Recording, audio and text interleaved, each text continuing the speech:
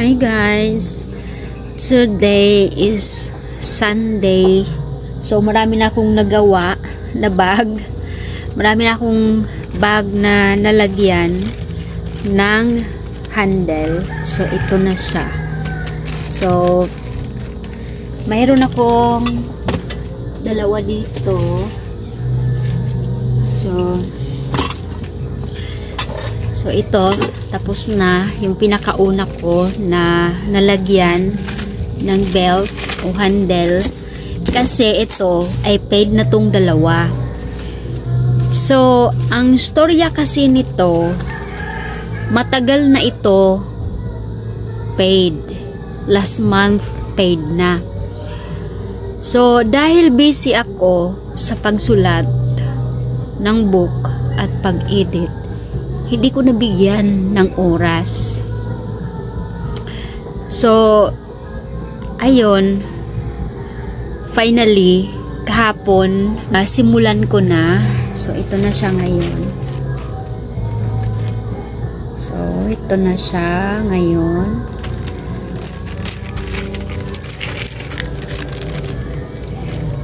Tapos ito naman, dahil gusto niya mas mahaba yung handle.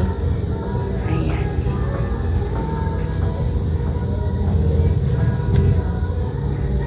So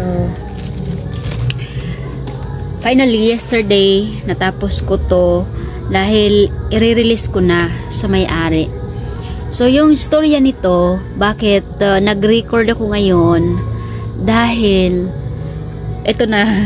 So ito na pala yung pangatlo. Ito na yung pangatlo. At ito na ang pang-apat. So nasimulan ko na dito. Sa kabila naman ang sunod. So bakit ko na-share ang topic na to?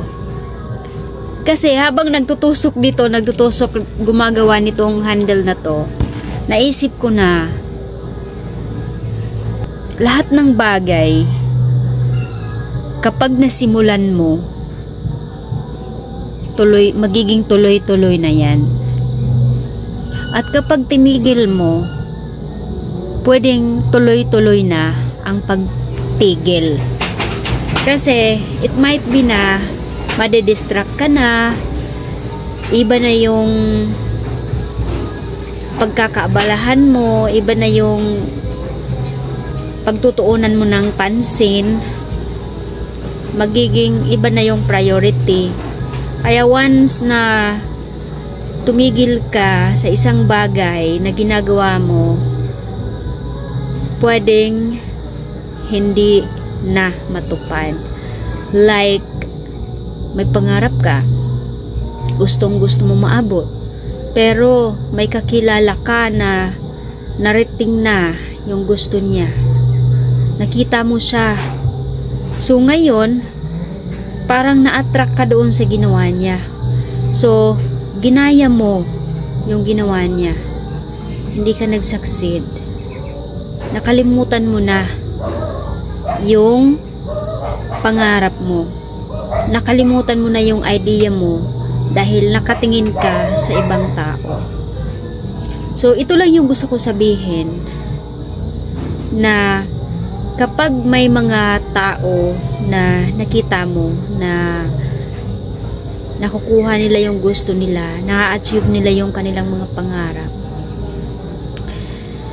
may mga tao na gagaya na 100% or 99% makukuha nila, at merong gagaya na they will never succeed kasi yung ginawa niya ay suitable sa kanya, para yun sa kanya.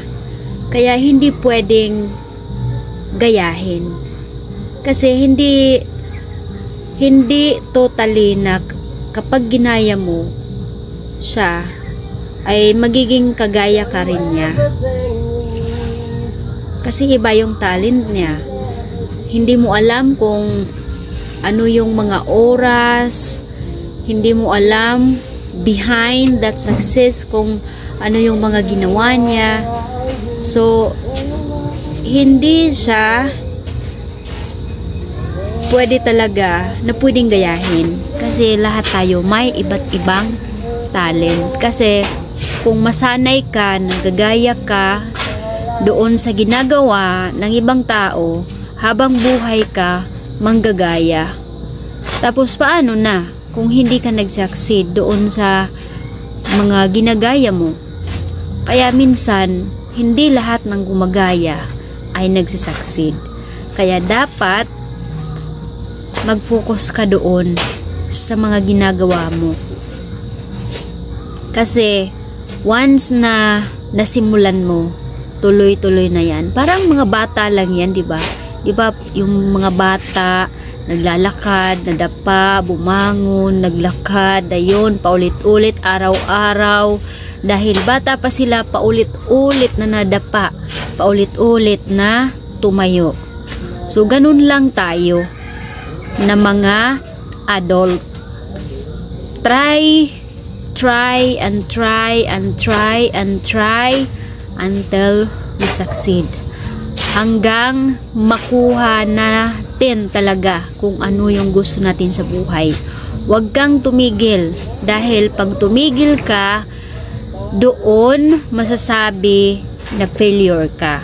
Pero kung tuloy-tuloy yung mga ginagawa mo, kahit nag-failed ka, hindi yun matatawag na failure.